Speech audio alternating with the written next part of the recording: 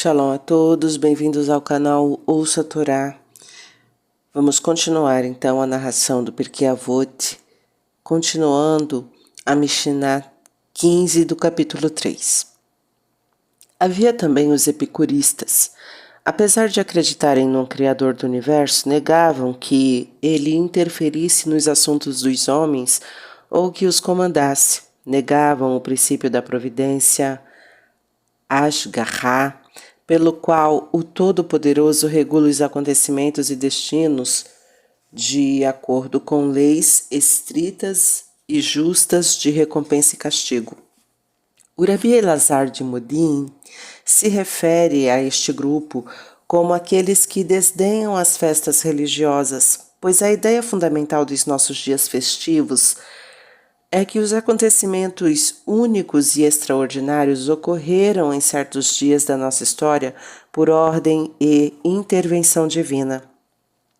Em Pêssar, o Todo-Poderoso interrompeu milagrosamente uma longa história de perseguição e redimiu o seu povo. Em Shavuot, o Eterno se manifestou no reino temporal e revelou a sua vontade aos israelitas através da sua Torá. Em Sukkot, dramatizamos e assim evocamos o amor protetor que o Todo-Poderoso havia demonstrado ao nos prover com alimento e proteção no deserto grande e espantoso, de serpentes ardentes e escorpiões. O Shabat comemora a criação do mundo pela vontade soberana e independente de Deus, sem limitações de qualquer natureza primordial nem travas colocadas por qualquer maligno princípio independente. Todas as nossas festas, portanto, se apoiam no princípio da Ashgará, ou seja, que Deus é uma força constante e invisível da história que outorga uma continuidade transcendente desde a criação até a redenção messiânica, por meio da revelação. Aquele que nega este grande princípio e vê na história um processo cíclico, natural e autônomo, sem inovações nem significado, no qual as nações e culturas aparecem e se vão como a grama, as árvores e as estações do ano, este é realmente um mevazé et amoadot, alguém que desdenha as festas religiosas, pois não tem mais do que desprezo pelas festas em honra da Ashgará. Durante aquele período houve outro grupo, os cínicos, que afirmavam que o ser humano não passa de um animal. E assim como o quadrúpede vive só para o dia de hoje, o ser humano come e bebe, pois amanhã morreremos. Realmente, em certo sentido, o amanhã nunca chega, pois hoje é o amanhã, acerca do qual estivemos pensando ontem. Só vivemos o presente imediato, mas a filosofia do cínico é responsável por empalidecer o seu próximo em público, já que para ele o ser humano não está feito à imagem de Deus e não reflete a luminosa essência nem a graça da divindade. O cínico reduziu o homem à matéria bruta. Para ele o homem é nada mais que um animal. Bem, então, por que não desprezar, envergonhar ou humilhar um semelhante para a tua própria satisfação? De qualquer modo, somos animais. Também existiram os estoicos. Seus ensinamentos estavam em geral de acordo com os valores éticos e eram bastante semelhantes aos da Bíblia, mas não tinham a menor ideia a respeito da Torá e das mitzvot, os mandamentos divinos a cumprir a fim de obter a kedushá, santidade. Os judeus, impressionados por essa versão de humanismo, podiam tender a adotar os valores universalistas do judaísmo, mas rechaçar a aliança de Abraão, pois não viam a necessidade de tomar parte do pacto com o Todo-Poderoso através da circuncisão para cumprir seus mandamentos especiais ao povo de Israel. Finalmente, haviam os saduceus, pertencentes ao nosso próprio povo. Negavam a validez da lei oral e procuravam interpretar a Torá à sua maneira. Tentaram reconstruir a Torá em vez de deixar que elas o reconstruísse. Esse grupo era formado por pensadores intelectuais, em geral, e nós temos nossa contrapartida também em nossa própria geração. São aqueles que dão falsa interpretação da Torá em contraposição à Alahá. a lei normativa judaica. Eles construíram magníficos edifícios de pensamento, filosofia e racionalização, estruturas com palavras de cintilante intelecto e rendem culto às suas próprias criações, impressionados e cheios de admiração por elas. Mas o propósito fundamental da atividade deles é afastar os judeus da Halahá, o milenário caminho da sua santidade, para atraí-los às suas construções de magnificentes castelos no ar.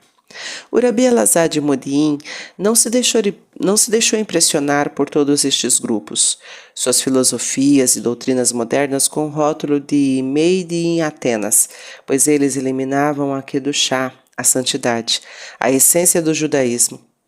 Com isto, perdia-se a participação no mundo vindouro e, o que é ainda mais importante, as versões modificadas e truncadas do judaísmo criadas por eles e derivadas destas doutrinas estão destinadas a afundar no esquecimento, pois não terão participação alguma no futuro histórico do judaísmo, no mais além do nosso destino revelado.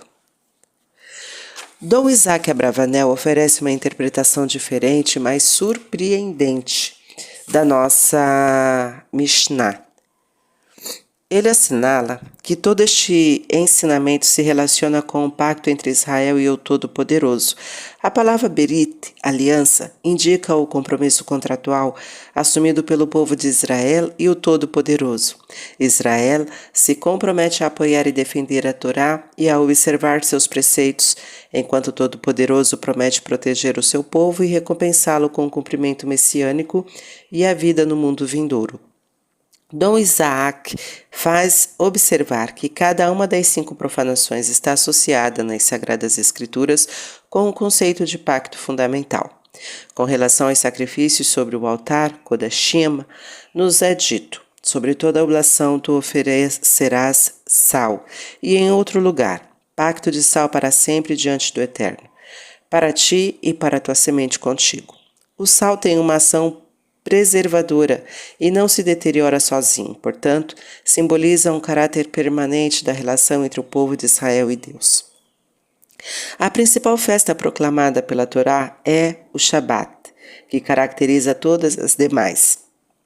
É também um símbolo do pacto, e guardarão os filhos de Israel o sábado, para fazer do sábado por 2 gerações uma aliança perpétua. A terceira transgressão consignada pelo Rabi Elazar é a de envergonhar um semelhante em público. Essa é uma grave e violenta ruptura do pudor nas relações humanas. Recorde a respeito o relato talmúdico do candidato à conversão ao judaísmo que disse a Hillel: converta-me com a condição de me ensinar toda a Torá enquanto eu puder me manter sobre um dos pés. Ou seja, com uma breve sentença, Hillel conseguiu convertê-lo ao apresentar a essência da Torá numa única frase: não faças a teu semelhante o que é odioso para ti.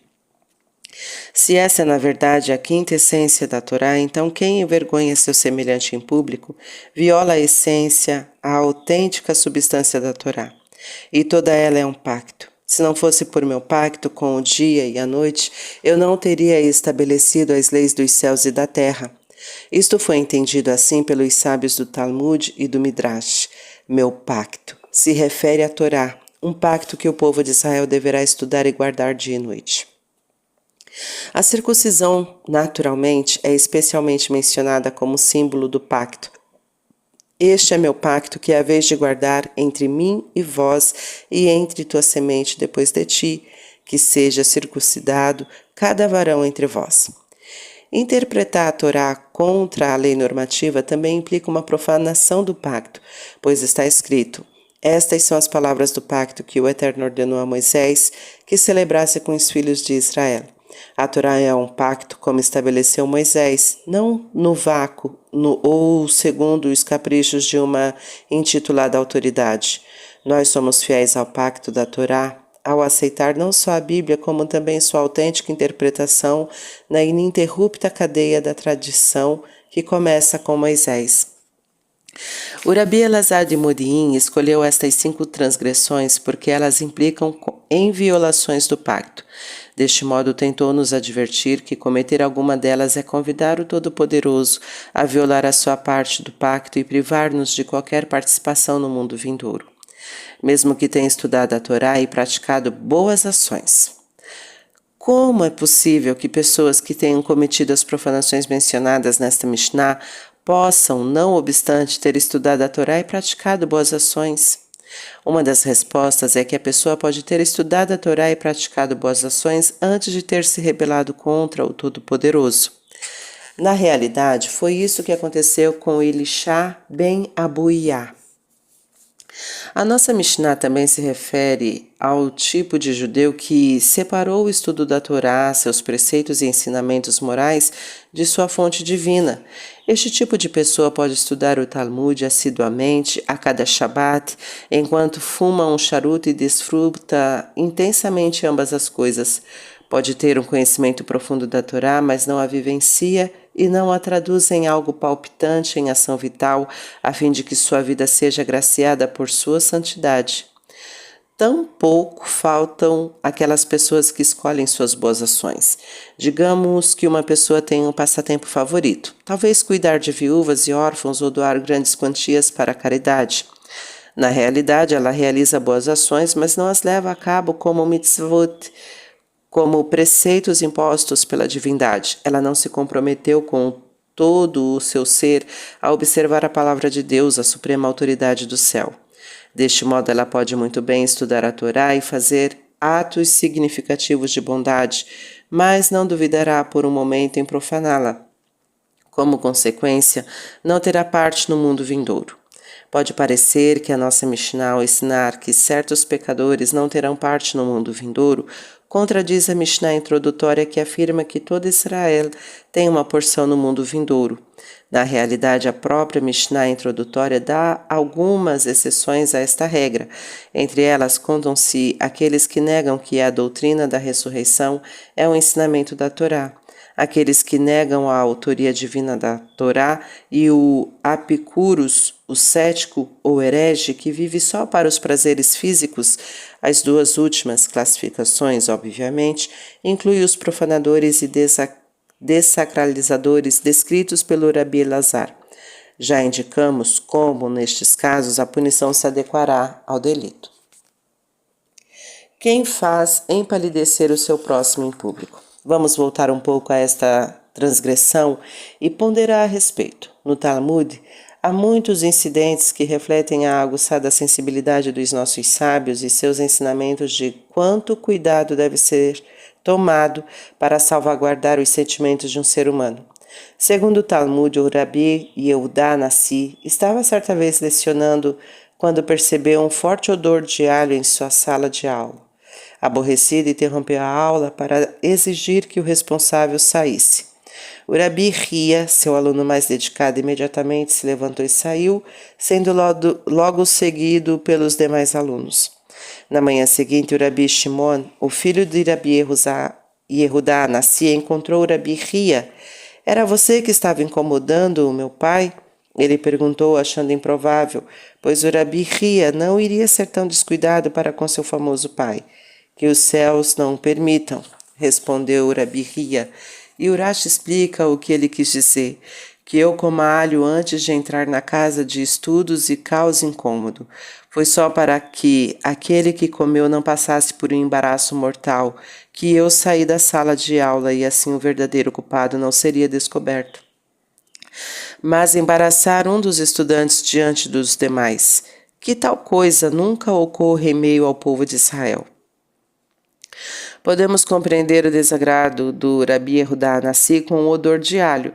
O seu pedido para o responsável sair foi certamente um lapso da língua, pois causaria embaraço público a ele. Contudo, a ação rápida de Rabi Ria salvou a situação do aluno e evitou que Rabi Yehudá cometesse o grave pecado de envergonhar alguém em público.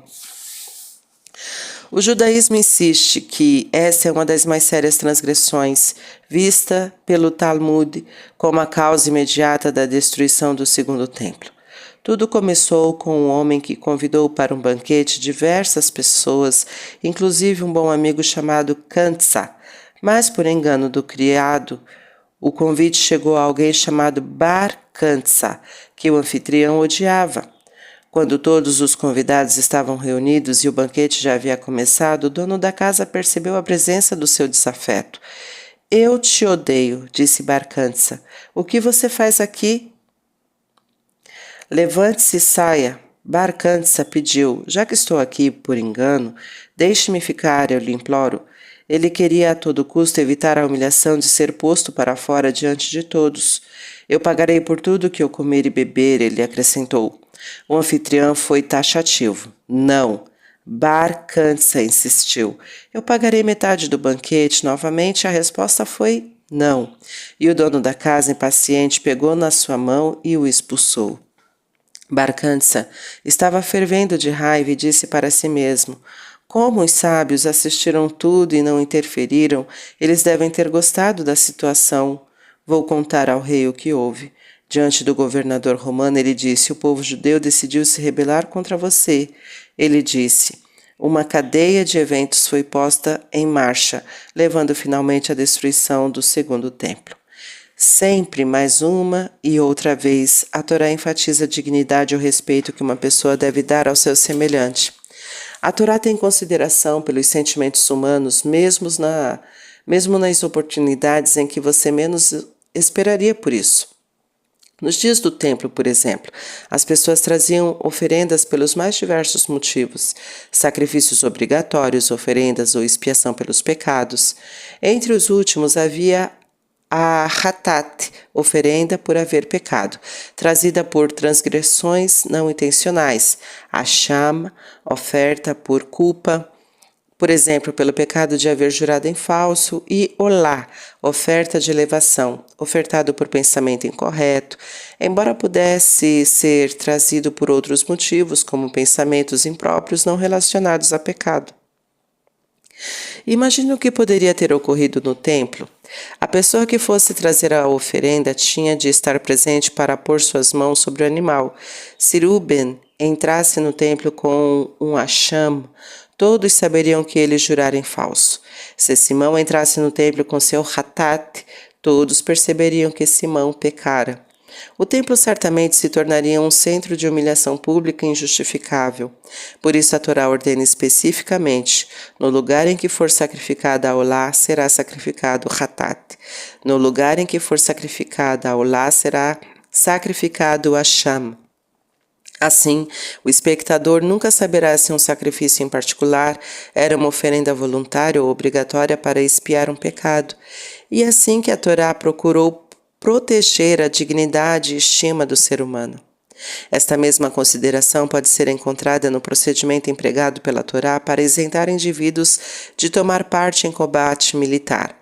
Quando os alistados estavam enfileirados, os oficiais gritavam que os seguintes estavam dispensados e poderiam ir para seus lares: todo homem que tivesse construído sua casa, mas não a tivesse habitado; quem tivesse plantado o vinhedo e ainda não tivesse gozado de seus frutos; qualquer homem que tivesse desposado uma mulher, mas com ela ainda não tivesse convivido; e, finalmente, aqueles que eram medrosos ou de coração fraco. Enquanto Rabi Akiva aceitava isto ao pé da letra, o Rabi Yossi da Galileia explica que este último grupo não se refere a simples covardes, mas àqueles que estavam temerosos devido aos pecados que haviam cometido e, portanto, não esperavam contar com a proteção da providência durante o combate. A isto ele acrescenta que, na verdade, os primeiros 3 grupos de pessoas eram declarados isentos para propiciar disfarces para este último grupo de pessoas carregadas de culpa. Se somente os temerosos e de coração fraco tivessem sido ordenados a se retirar, isso seria uma confissão pública de pecado e, portanto, uma humilhação enorme.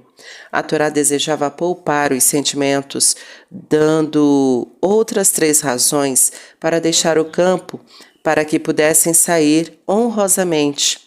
Nenhum outro manual militar do mundo teria elaborado um procedimento assim apenas para proteger os sentimentos daqueles que não estavam psicologicamente preparados para a batalha. Esta consideração para com a dignidade inata do ser humano no judaísmo vai além do período da vida.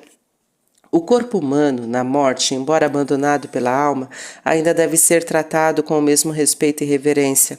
Este é o princípio subjacente refletido nos rituais e práticas de enterro e luto judaicos. As Escrituras nos contam sobre o Met Mitzvah. Se um cadáver for encontrado num campo, a comunidade mais próxima é obrigada a enterrá-lo. E o Talmud regulamenta que, neste caso, caso o corpo de um desconhecido seja encontrado, até mesmo quando alguém estiver em pleno cumprimento de uma mitzvah, tal como ler o rolo de Esther, o que deve ser feito em horários pré-determinados, na véspera de Purima, o morto deve ser enterrado primeiro. Imagine uma sinagoga cheia de homens, mulheres e crianças, alguns dos adultos em jejum, o jejum de Esther, e todos impacientes para começar a ouvir a leitura da Megilá. Sim, eles devem esperar. A dignidade do ser humano, mesmo quando falecido, vem em primeiro lugar. É bem interessante que até a própria Megilá reflete esta visão. Quando Esther soube que deveria pleitear frente a Ahasverosh, Assuero, ela se preparou mediante jejum e oração, pois, como ela explicara a Mordecai, se aparecesse diante do rei sem um convite direto, certamente morreria, a menos que o rei tivesse misericórdia e estendesse o seu cetro na sua direção. Tão sinceras e devotadas foram as súplicas que a divina providência, Shekhinah, repousou sobre ela. Segundo a tradição, quando ela começou a se aproximar da câmara real, recitou o Salmo 22, que começa com as palavras: meu Deus, por que me abandonaste? Então a Shekhinah se afastou dela. Esther indagou ao céu a razão pela qual havia sido abandonada, talvez porque eu chamei Assuero de cão, já que o versículo 21 diz: livra minha alma da espada, meu espírito único, do poder do cão. Apesar de Assuero ser perverso e ter concordado em destruir os judeus, ainda continuava sendo um ser humano e não deveria ter sido insultado e ser chamado de cão. Uma vez que ela havia ofendido a dignidade humana, a presença divina se afastou. Reconhecendo seu erro, Esther mudou imediatamente suas metáforas e no versículo seguinte continuou: livra-me da boca do leão. Se a dignidade de uma pessoa perversa ocupa um lugar tão elevado, sem dúvida, o respeito pelo ser humano decente e pelo corpo que uma vez o abrigou exige nossa maior consideração e reconhecimento. Terminamos aqui a narração da Mishnah 15 do capítulo 3. Tá gostando do conteúdo do canal? Então curta, comenta, compartilha. Se ainda não é inscrito, se inscreve, ativa o sininho e fica por dentro das novidades. Shalom a todos.